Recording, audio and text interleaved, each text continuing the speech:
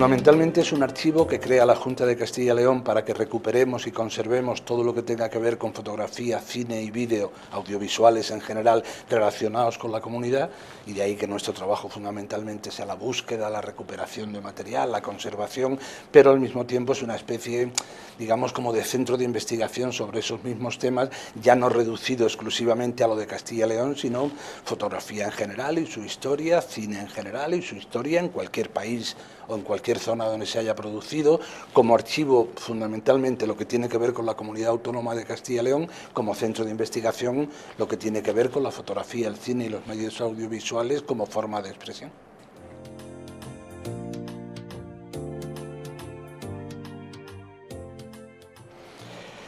En principio el publicitario, por lo menos el audiovisual, es que es hijo directo del lenguaje del cine. En 1895 empieza a contarse historias, por lo menos a verse públicamente historias grabadas en celuloide y con narración de cine, y mucho más adelante empieza a utilizarse ese lenguaje para la publicidad. Luego ha evolucionado y ha cambiado mucho, pero de entrada la relación es directa.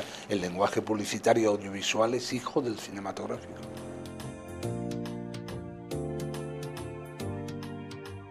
Mucho engaño. El cine ya de por sí engaña, pero la publicidad es el engaño profesionalizado. Quiero decir, si entendemos como publicidad la difusión de un producto, de una marca, de una actitud hacia unos destinatarios por razones ajenas a ese producto, estamos hablando de publicidad, si no hablaríamos de información y sería contrastable. Esto que ha dicho el que vende este producto es verdad o mentira. En publicidad nunca se mide la verdad o la mentira, sino la capacidad de influencia.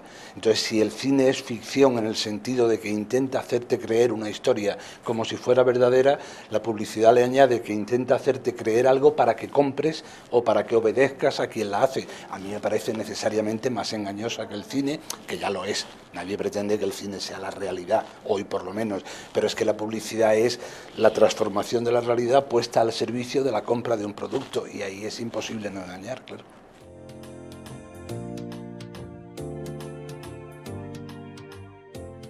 A mí me parece que sería fundamental justamente para que todo eso que venimos diciendo sobre el engaño inevitable del cine y el engaño interesado de la publicidad no fuera tan peligroso.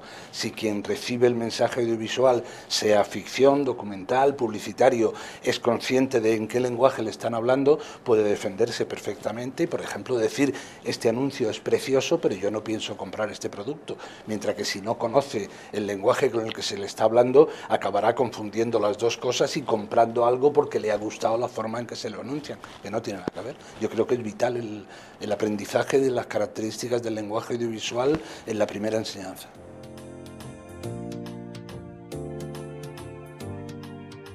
Tradicionalmente se ha planteado el cine como si fuera una reproducción de la realidad, y no es cierto. El cine realmente es una recreación, una reinterpretación de la realidad, incluso cuando se coloca la cámara delante de algo que existiría aunque no se estuviera filmando. Yo siempre he planteado, cuando se estudia teóricamente la diferencia entre documental y ficción, que luego tiene una enorme influencia al hablar del lenguaje de la publicidad, porque muchas veces la publicidad disimula que es realista para vender mejor. Hay montones de spot que plantean: vea usted lo que es verdad. Eso no puede ser verdad. El cine, sea documental, sea ficción, no puede representar la realidad tal cual es. Inevitablemente la interpreta. La posición de la cámara supone un punto de vista que se le impone al espectador desde donde ve esa realidad en la que él no ha estado. Llegando muy al extremo, yo suelo plantear una fórmula que quizás suena demasiado simplista, pero que me parece bastante clara. Yo le llamo rodar cine de ficción a poner algo delante de la cámara para ser rodado, y rodar cine documental a poner la cámara delante de algo para rodarlo, porque ese algo existiría aunque no se rodara. A partir de ahí todo es espectáculo. Mi gran diferencia con la mayoría de las personas que reflexionan sobre esto es que tienden a creer que cuando yo pongo la cámara delante de algo que existe realmente es más verdad. Y no es más verdad, es un espectáculo construido de una manera diferente. En vez de hacer que alguien se ponga delante a interpretar un papel para mi película de ficción, yo pongo la cámara delante de alguien que está haciendo algo pero al final lo integro en un espectáculo que es el que yo estoy fabricando. La idea de que el documental es más verdad que la ficción solo sirve para que los informativos de televisión nos engañen, haciéndonos creer que vemos el mundo cuando solo vemos la interpretación del mundo que nos da quien ha hecho esas imágenes. El mundo inevitablemente nos queda muy lejos. Nunca asistiremos como espectadores autónomos a ver qué quiero ver yo de lo que esté ocurriendo. Siempre veré la visión que me da el que ha tomado esas imágenes, el que las ha montado, el que las ha construido. Y al final no se trata de que tenga mala intención, de que si no, no puede evitar manipularla. Si encima me lo disimula, me quiere engañar.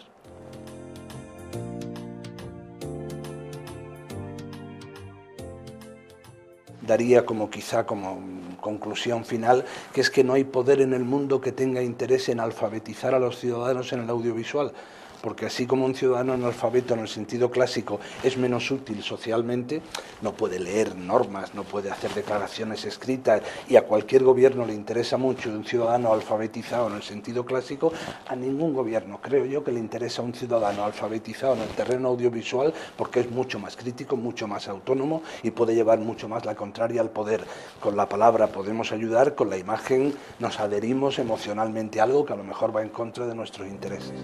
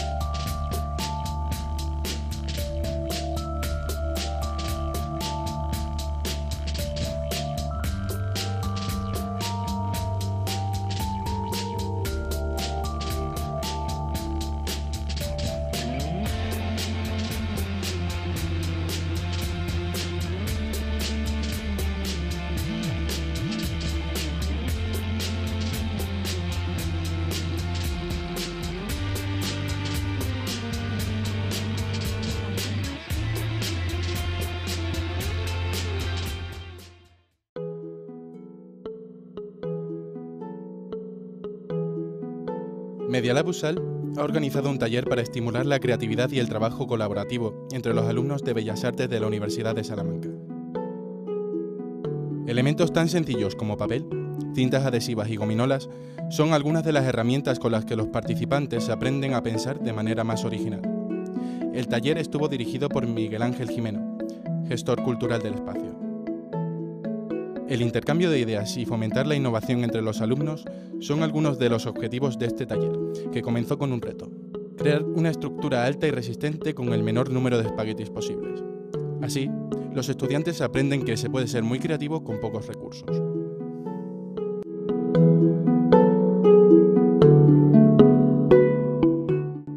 Tras el intenso taller, el siguiente desafío para estos alumnos será seguir aplicando las técnicas aprendidas para la generación de buenas ideas, aplicadas a realizar un programa cultural de la universidad.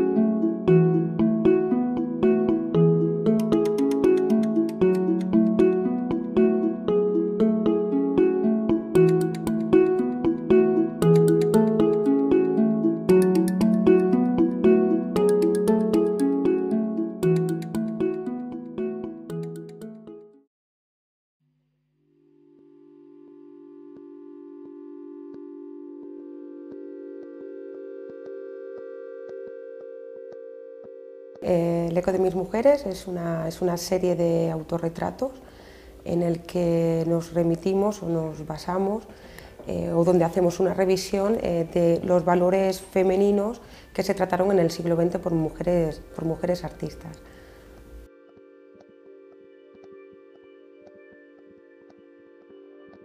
Referentes son iconos femeninos, ¿no?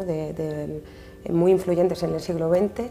No todos son de la fotografía, evidentemente, los hay desde la pintura, la escultura, Los hay también referentes o fotógrafas como Francesca Guzmán, que no están adscritas a movimientos de arte feminista, pero que de alguna manera sí que inconscientemente o de manera implícita sí que hablan del mundo femenino, ¿no? Mis referentes, bueno, pues tengo muchos referentes femeninos. Uno de ellos bueno, es Frida Kahlo. Para mí ella es la más importante de todas, porque es una mujer a la que bueno, es la primera artista en el siglo XX que trata todo lo referido a la mujer. También hay una fotografía que también es una de mis favoritas y bueno, tengo dos dentro de toda la serie, hay dos. Una de ellas es es una en la que reflejo la menstruación, bueno, el carácter fisiológico de la mujer.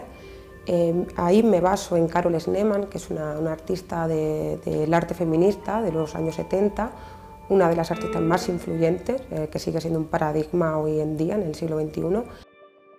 La segunda fotografía es la que me premiaron en San Marcos, que pertenece a una serie que se llama He sido curiosa, y es una fotografía que también para mí es una de mis preferidas, porque también hago un guiño a Louise Bourgeois, a sus mujeres casas, al contrañimiento de la mujer por los muros de la casa.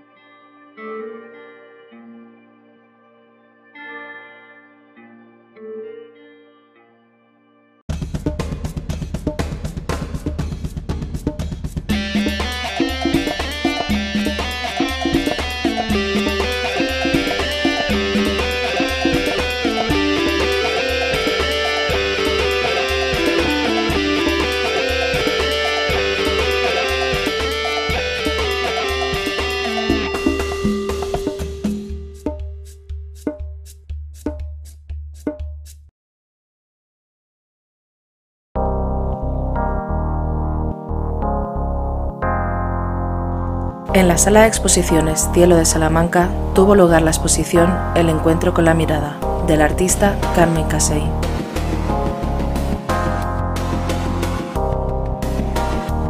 Son una treintena de fotografías trabajadas digitalmente que se asimilan a la pintura.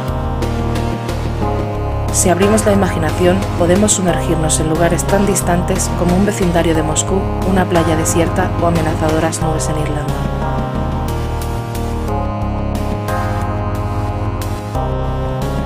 El lenguaje del color es su mayor preocupación en la búsqueda de la imagen ideal, búsqueda que la ha llevado a utilizar métodos creativos e innovadores que utilizan diferentes programas hasta llegar al trabajo final.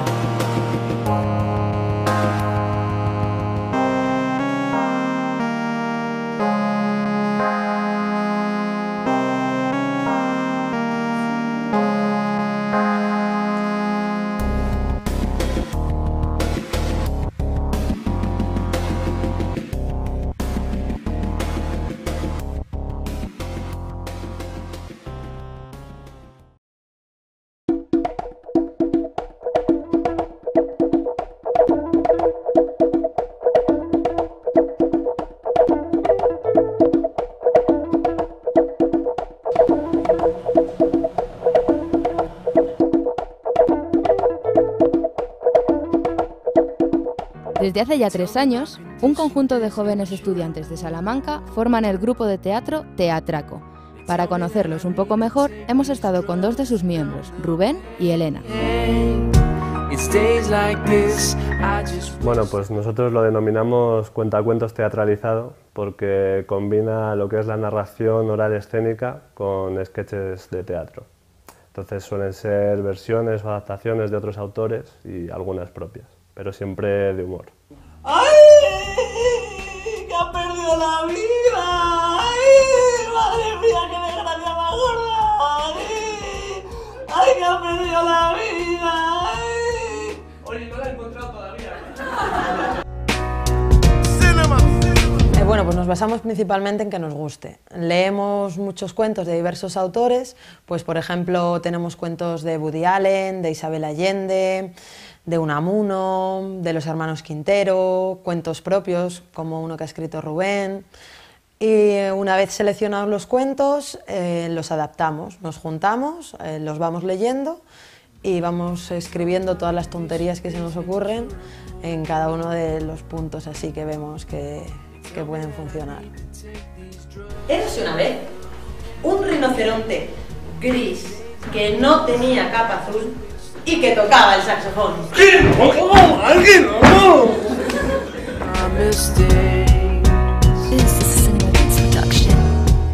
Desde que se formó Teatraco como grupo hemos hecho 3 obras de sala. La primera fue Tenorio 2000, que es una versión del Tenorio de Zorrilla, actual y cómica, porque Teatraco sobre todo se basa en el humor. Luego el segundo año que Teatraco se subdividió en 2 grupos, Teatraco y Teatravieso. Hicimos en Teatraco Matar a un ruinseñor, que es una crítica al sistema socioeconómico actual, también de humor, ambientada en la Edad Media. Y este año, pues como en la nueva formación, hemos hecho solo el cuentacuentos y estamos preparando una obra que se llama Requiem por un Monty Python, que es una obra que habla de Graham Chapman, el único Monty Python que está muerto, basándonos en sketch de los Monty Python. Es una obra también de creación propia. Seguramente se adentró y luego no había sabido salir. Igual tenía desactualizado el GPS. No, que esto pasa, ¿eh? Yo el año pasado fui con unos colegas a Portugal, teníamos el GPS desactualizado y bueno, tardamos 2 horas más, nos metimos por otra carretera que no era, iba como volando el coche en el mapa, ¿sabes? Que por aquí no ¡enseguida se corrió la voz! El GPS, si es que es normal, no cuesta nada, chicos. Como el USB, ¿sabes? Que tarda 2 minutitos. ¡Se ha perdido la esperanza! ¡Se ha perdido la esperanza! ¡Vayamos a buscarla!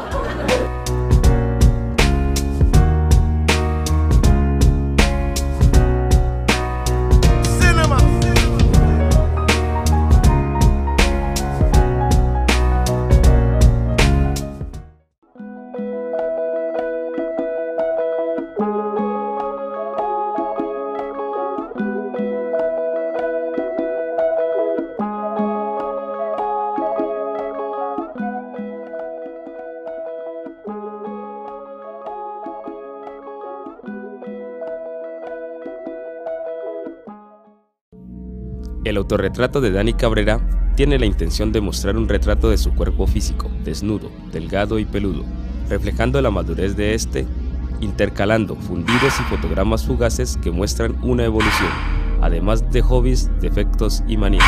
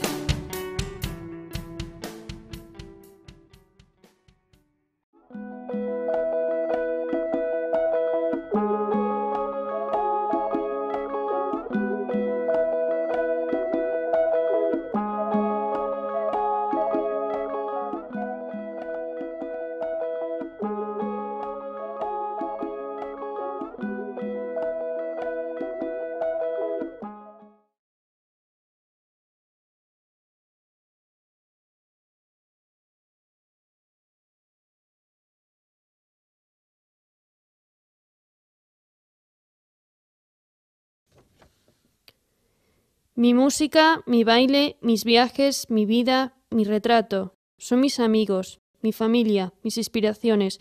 Todo lo que soy es gracias a ellos.